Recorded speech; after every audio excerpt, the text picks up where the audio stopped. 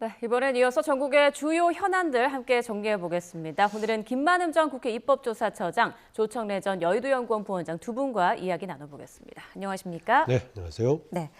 자, 먼저 윤 전 대통령에 대한 보석 청구가 기각됐습니다. 물론 예상이 많았는데 어떻게 보셨습니까? 되게 그대로 예상이 됐습니다. 네. 무엇보다 그동안의 재판 과정 등에서 협조하지 않는 태도를 보이고 했기 때문에요. 그리고 전체적으로 여러 가지 증거라든가 또 태도에 관해서 다른 입장을 보이고 있으니까 아마 이것을 법원 쪽에서는 앞으로 증거 인멸의 소지가 있다고 판단했을 좀 개연성이 큽니다. 되게 내용에 대해서 합의한 다음이었다면은 그 정도 인정하겠지만은요. 대강 짐작을 했었는데 예상대로 기각이 됐군요. 네, 윤 전 대통령은 앞서 건강상의 문제 그리고 방어권이 많이 침해됐다라는 이유로 보석을 청구했었는데 기각이 됐어요. 네, 되게 기각될 걸로 예상들을 많이 했죠. 예. 왜냐하면 역대 구속된 대통령 중에 보석 신청에 허가가 된 경우에는 인용이 된 경우는 이명박 대통령밖에 없었고요. 이명박 대통령 때도 건강상의 이유는 보석의 주요 요인이 아니었고 재판 진행상의 기간 문제라든가 구속 기간 문제라든가 이런 걸 고려해서 재판의 원활한 진행을 위해서 보석을 허가했던 사례였기 때문에 이번에 윤석열 전 대통령이 제시했던 여러 가지 이유는 보석 사유로 법원에서 받아들여지기 힘들지 않겠느냐 이렇게 예측들을 했었습니다. 네. 이어가 보도록 하겠습니다. 자, 윤석열 전 대통령이 현직 대통령으로서 구속됐을 당시 대통령 경호처가 이른바 기미상궁 역할을 했다는 보도가 나왔습니다. 특혜 의혹도 추가로 제기됐는데요. 화면으로 함께 보겠습니다. 네, 윤석열 전 대통령이 지난 1월부터 3월 서울구치소에 수감됐을 때는 파면 전, 그러니까 현직 대통령 신분이었는데요. 당시 대통령 경호처가 매 끼니마다 구치소로부터 윤 전 대통령에게 배급된 음식물을 포장 상태로 받은 뒤 독극물 검사를 실시했던 것으로 알려졌습니다. 그에 앞서 경호처가 구치소 취사장 내부에 검사를 실시하겠다고 요구했지만 받아들여지지 않자 포장 용기에 음식물을 받아와서 이상 여부를 확인한 뒤 다시 윤 전 대통령에게 음식을 제공했다는 건데요. 또 경호처에서는 윤 전 대통령 독거실 내 복도 쪽 창문에 가림막을 설치해달라고 요청하는가 하면 독거실 양쪽 옆방을 모두 비우고 다른 수용실에서는 윤 전 대통령 개호 전담팀이 24시간 교대로 상주하면서 근무했다는 내용도 알려졌습니다. 안 그래도 과밀 수용 문제가 심각했던 서울구치소에서 윤 전 대통령 경호를 위해 주변을 진공 상태로 만들었다는 거죠. 또 그 밖에 윤 전 대통령 독방과 인접한 복도에는 합판 가벽을 설치해 다른 수용자들과 구역을 분리하고 윤 전 대통령이 수용실을 나갈 때도 따로 전용 출입구를 사용한 것으로 드러났습니다.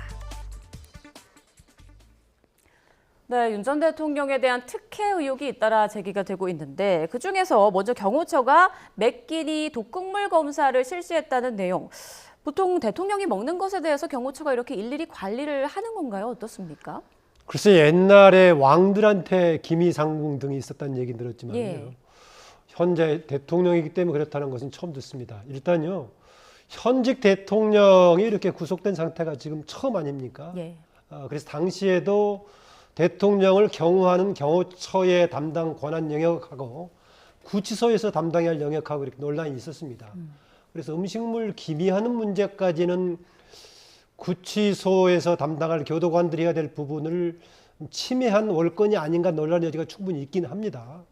당시에 거의 전쟁이라고 할 정도로 혼란과 대립이 있던 상황이라는 점을 이해한다고 하더라도 거기까지는 좀 과도하지 않았나 이런 생각이 들긴 합니다. 다만 현직 대통령은 처음이었기 때문에 어떤 방식으로 경호하고 또 거기에 대해서 교도 행정을 했을지 이 부분은 조금 논란의 여지가 있습니다. 다만 현직이면서도 아직은 정권이 바뀌지 않는 윤석열 정부의 행정 조직이 작동하고 있을 때였었기 때문에 예. 거기에 대한 따져볼 여지는 남아있다는 생각이 듭니다. 네, 그러니까 현직 대통령이 구속됐던 경우가 처음이기 때문에 그 기준이 모호했다라는 말씀인데 일각에서는 좀 그래도 과한 거 아니냐 이런 얘기도 나오고 있어요. 그 액면 그대로 보면 보시는 분들이 불편하시겠죠. 예. 그런데 지금 말씀하신 것처럼 현직 대통령이 구속된 사례가 없기 때문에 아마 경호처는 경호처의 현직 대통령 경호 매뉴얼에 따라서 했을 겁니다. 그리고 현직 대통령이 구치소에 있는 동안에 경호처 직원들도 상주해야 되는 상황이어서 예를 들면 혹시라도 모를 안전상의 위해가 제기될 수 있는 요소를 사전에 없앴을 거고요. 예. 그래서 수감자들하고의 격리라든가 거리두기 이런 것도 있었을 거고 그다음에 상주하는 경호처 직원들이 있기 때문에 가림막이라든가 이런 부분들을 세심하게 배려를 했을 겁니다. 근데 아마 이런 사례가 있었다면 법무부의 교정당국하고 절충해서 역할 분담을 하고 일반 수감자하고 크게 다르지 않게 갈 수 있는 매뉴얼이 만들어질 수도 있겠지만 네. 그런 사례가 없었기 때문에 제가 볼 때는 불가피했다고 보는 거고요. 다만 저걸 저대로 공개를 하다 보니까 보시는 국민들은 굉장히 불편하실 거예요. 근데 당시에는 현직 대통령 신분이었습니다. 예. 그래서 저런 것을 공개하는 게 저는 부적절하다고 보는 것이고요. 지금은 일반 수감자와 똑같은 대우를 받고 있지 않습니까? 다만 수감되는 방의 규모만 1.8평, 1.9평 정도로 조금 넓은 편이고 똑같은데 왜 하필이면 탄핵 전에 것을 끌어와서 이렇게 공개를 해서 가는지 아마 이게 교도관들이 들어가는 게시판에 올라온 내용 같은데요. 예. 조금 적절하지 않다고 보여집니다. 제가 네, 볼 때는. 현직 대통령일 당시의 그 경호 내용을 왜 지금에 와서 다시 문제 삼느냐 이런 말씀해 주셨습니다. 앞서 저희가 전해드린 대로 윤 전 대통령에 대한 보석은 기각이 됐고 오늘 법원에서는 윤 전 대통령 없는 우두머리 재판 열렸습니다. 자, 일부 재판이 중계 촬영되기도 했는데요. 오늘 직위원 재판부가 중계 촬영을 허용한 그 이유를 밝혔습니다. 사안의 중대성과 국민의 알 권리 등을 고려했다라고 말을 했고요. 그러면서 불출석으로 인한 불이익은 피고인이 부담하게 될 것이다 이런 말도 했어요. 그렇죠. 본인이 현재까지는 13번째까지 지금 불출석의 재판 전략을 쓰고 있는데요. 개인적으로 적당한 재판 전략을 쓸 수 있다고 봅니다.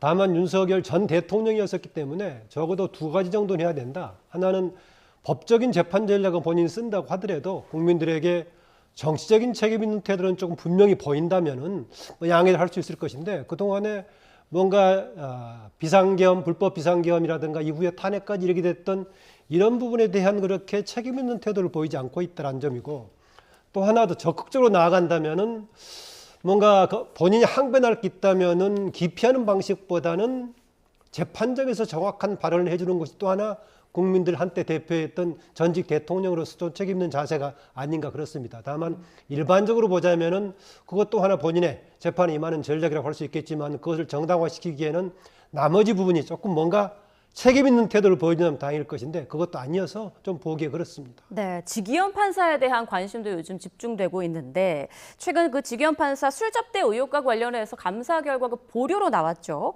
자, 이런 가운데 이제 공수처에서 수사하는 그 결과만 지켜보고 있는데요.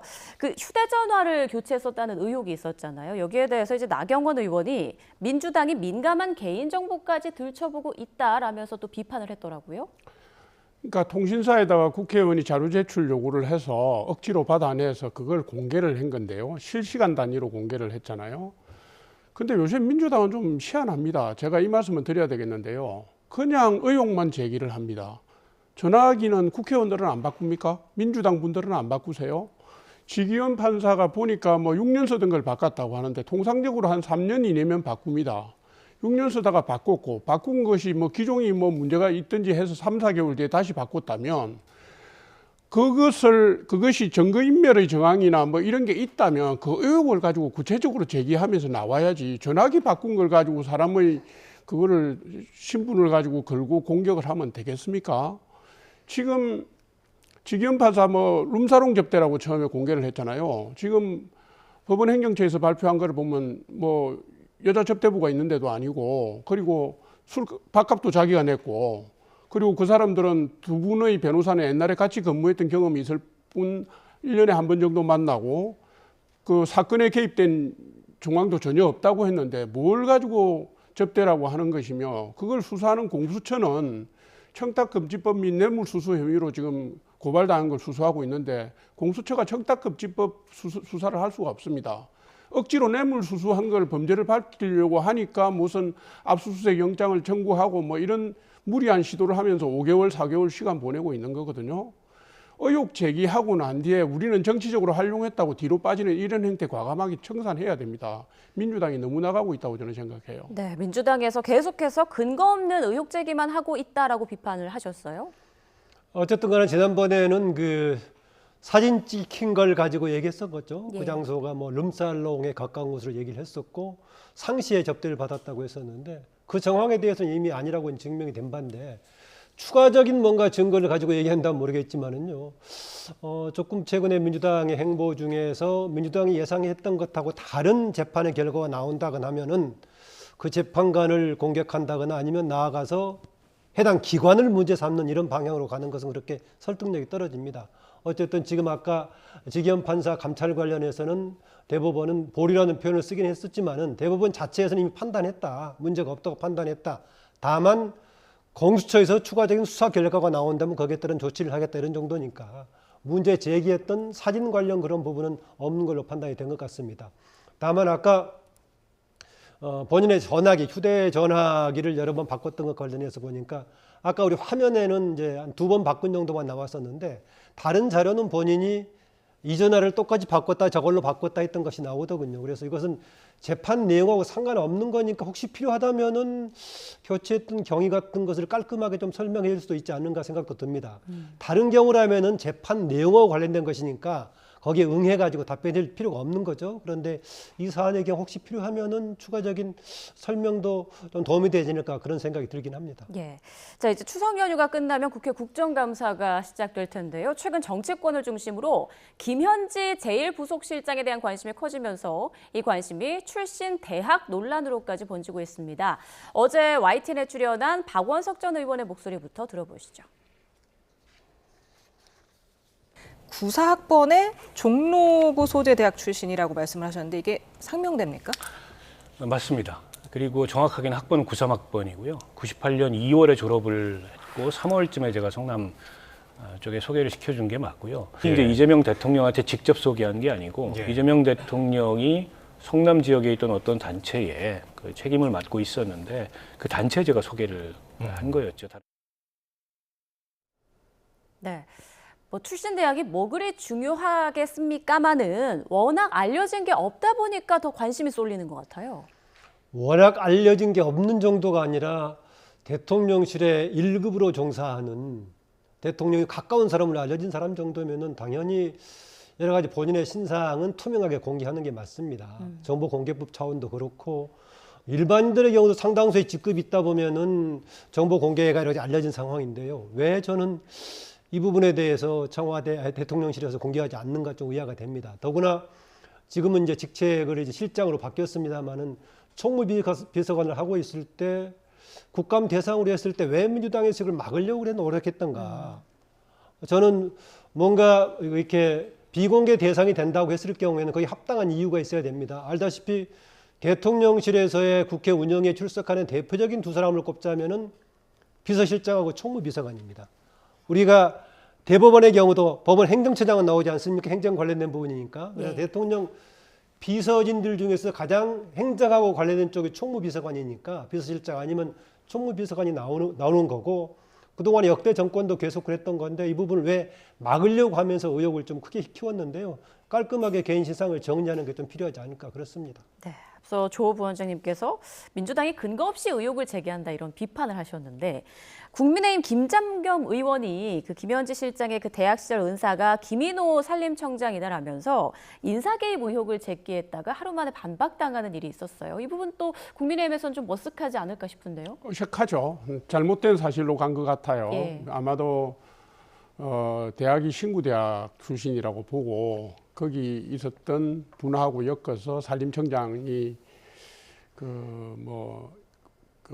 된 거 아니냐 하는 의혹을 제기했는데 어제 아까 조금 전에 나왔습니다만은 박원석 전 의원이 1998년도인가 자기가 소개를 했다고 하면서 김현지 실장은 93학번 상명대학교 경제학과 출신이다 이렇게 밝혀서 그 부분은 뭐 논란이 될 여지가 없고요. 제가 볼 때 잘못된 사실에 근거해서 폭로를 했다면 그 부분에 대해서는 사과하는 게 맞다고 봅니다.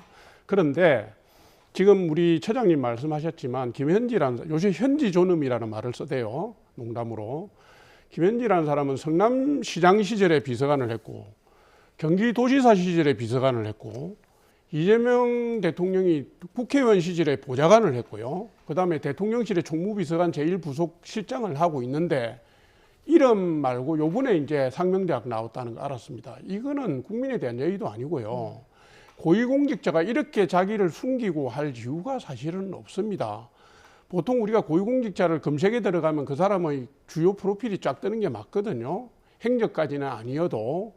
그런데다가 민주당이 나서서 뭐 두둔하고 감싸고 하니까 누가 보더라도 이건 좀 이상하지 않습니까? 요번에 이것도 그렇습니다. 국회에 나오라 그러니까 제1부속실장으로 바꿔버렸잖아요. 그러면서 나오는 말이 이 말입니다. 국회에서 합의해서 부르면 가겠다 이 말 아닙니까? 그건 어디서 많이 듣던 얘기 아닙니까? 김민석 총리 장관 후보자들 청문회 열리면 소명할게요.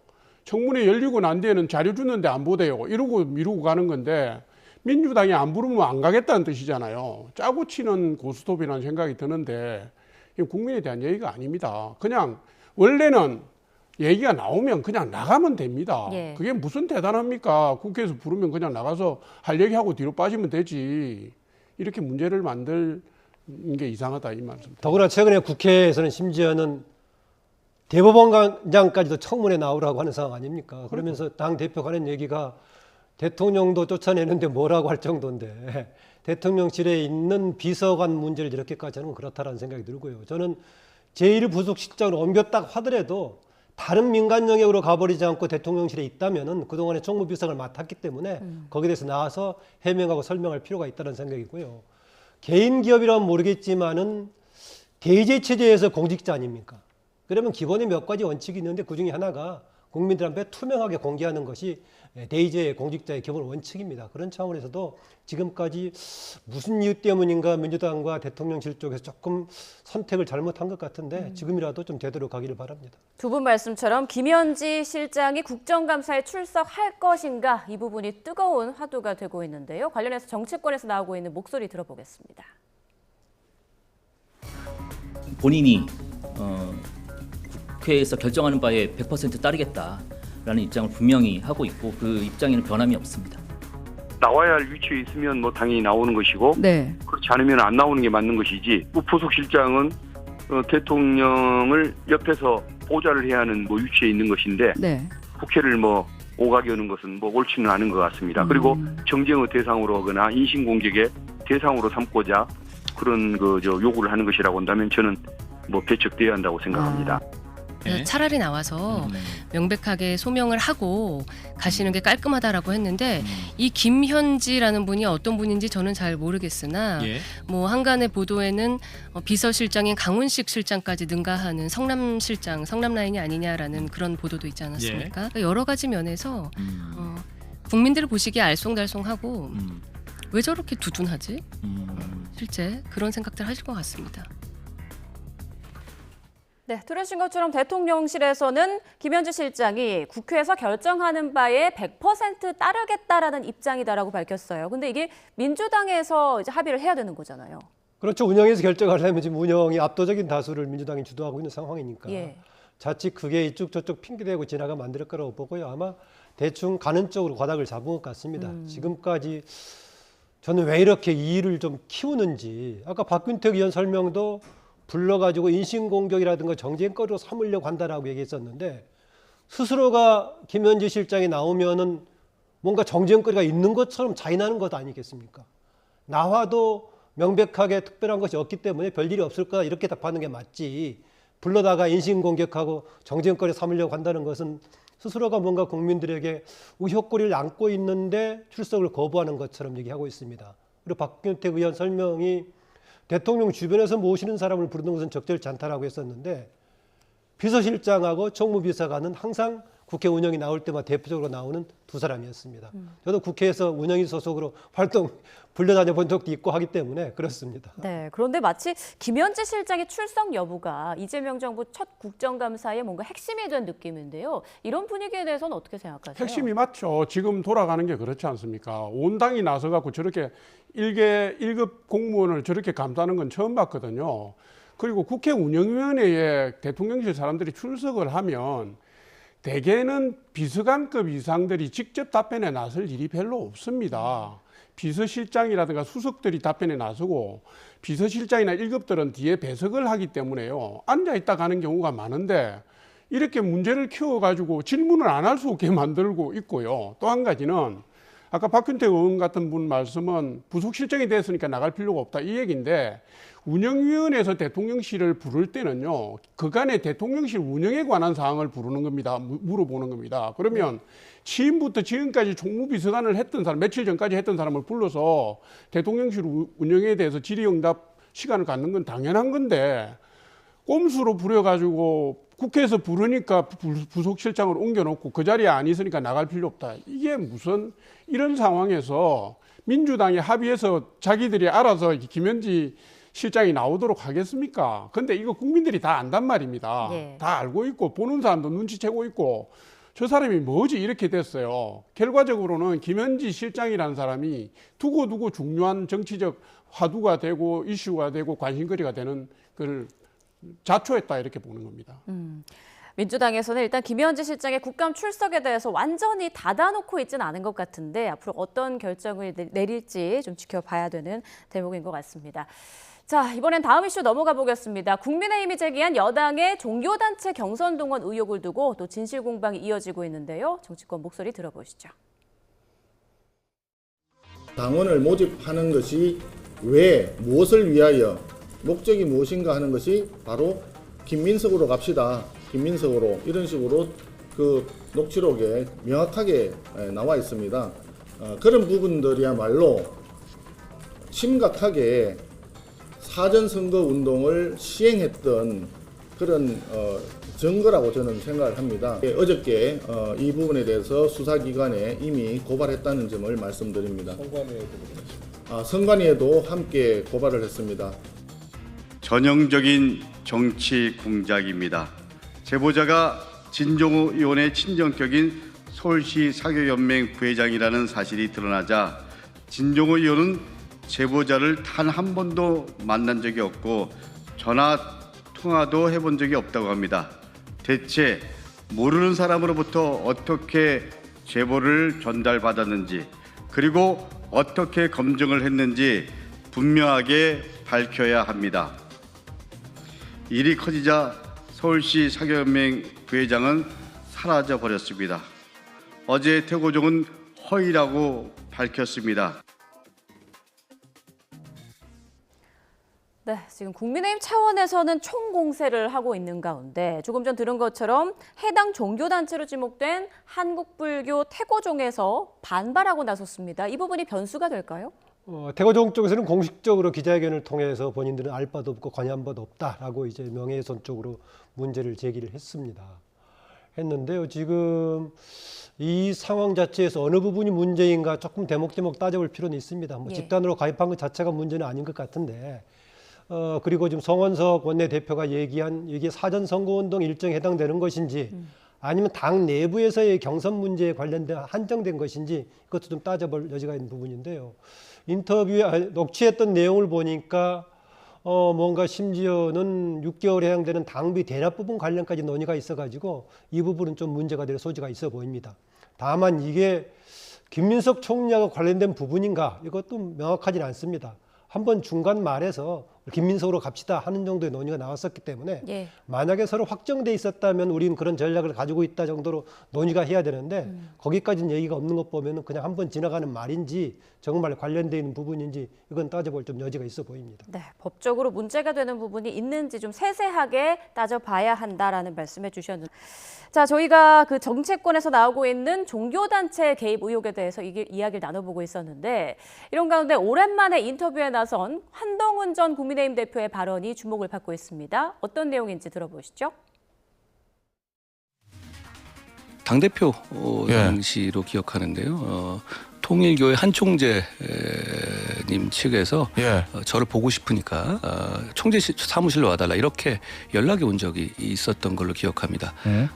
뭐 저는 당연히 부적절하다고 생각해서 응하지 않았습니다. 당연 관계없이 어떤 특정 집단, 꼭 그게 종교에 국한되는 문제 아니에요. 특정 집단과 어떤 거래 관계를 통해서 그리고 특정한 목적을 이룬다는 서로 간의 이해 합치로 이런 일이 벌어지면 정당 민주주의가 무너집니다. 글쎄요, 일종의 뭐 폭탄 발언이 아닐까 싶은 생각도 드는데, 그러니까 한동훈 전 대표가 당대표였을 당시 한학자 통일교 총재 측에서 사무실로 와달라라고 연락이 온 적이 있었고 부적절해서 가지 않았다 이렇게 말을 했습니다. 두 분의 의견 들어보겠습니다. 두 가지가 떠오르네요. 하나는 그동안에 한학자 총재가 밑에 사람들이 했던 정도로 손을 떼는 본인은 그렇게 자신 지시할 리가 뭐가 있느냐라고 했었는데, 지금 집권 여당의 대표를 자기 만나러 오라고 할 정도였으면 개입의 의지가 상당히 있다는 쪽으로 가서 이후에 재판 과정에서도 한학자 총재한테 그렇게 유리할 것처럼 보이지 않고 있고요. 또 하나는 보니까 집권 여당의 대표인데 본인 방으로 오라고 가불관계로 보자면 오히려 명령관계에 있는 것처럼 보여서 통일교의 위세를 토대로 해가지고 정치권에 상당히 그렇게 영향을 미치려는 태도가 그 내부에 일반화되지 않았는가 이런 좀 느낌을 받기도 합니다. 이런 분위기가 좀 일반화됐던 그런 관리 아니었나 이런 말씀도 해주셨어요. 어떻게 생각하십니까? 글쎄요, 뭐 관리인지 아닌지는 저는 모르겠습니다. 예. 모르겠고 지금 한동훈 전 대표의 저 발언은 통일교 측이 정치에 개입한 적이 없다라는 진술을 정면 반박하는, 그러니까 통일교의 정치 개입을 뒷받침하는 그렇죠. 진술이 될 수 있겠다고 보는 것이고요. 또 한 가지는 뭐 당연한 말씀인데 그게 국민의힘 전체의 의사가 아니고 당의 일각에서 적절하지 못한 행태를 보였다, 이렇게 지금 선을 긋고 나오는 거잖아요. 그래서 뭐 이게 새로운 뭐 논란거리가 될 수도 있겠고, 아마도 내란 특검에서는 또 저분을 불러 소환할 것 같으네요. 물론 응하지 않겠지만은. 근데 이런 생각은 듭니다. 저 발언이 노리고 있는 게 뭔지는 짐작은 가는데 시기적으로 적절한가는 한번 정치 지도자로서 국민의힘에 몸담고 있는 지도자로서는 한번 고민을 하셨어야 좋지 않나 이렇게 봅니다. 한 전 대표의 개인적인 어떤 정치적인 입지에 있어서 좀 부정적인 영향을 미칠 수 있는 발언이다라고 보시는 본인은 건가요? 긍정적인 걸 계산하고 한 것 같아요. 알겠습니다. 자, 어느 때보다 이제 긴 연휴를 앞두고 있는데요. 여야가 추석 밥상머리 민심 챙기기에 나섰습니다. 귀성길 인사와 송편 빚기에 나선 각 당 모습 함께 보시죠. 네, 더불어민주당 지도부는 오늘 용산역을 찾았습니다. 더불어 풍요로운 한가위라고 적힌 어깨띠를 두르고 귀성길 인사에 나섰는데요. 정청래 대표는 환한 표정으로 기차에 탄 승객들에게 손을 흔드는가 하면 청년들에게 파이팅을 외치고 그리고 아이들에게는 몸을 낮춰 인사하기도 했습니다.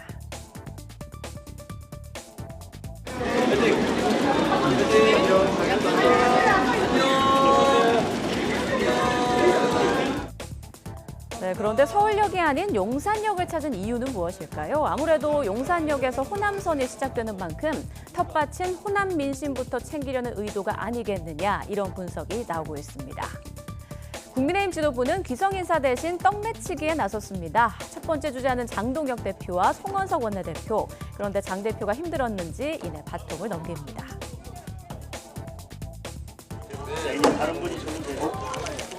네, 뒤이어서 떡망치를 잡은 김재원 최고위원, 훨씬 힘이 세 보이죠.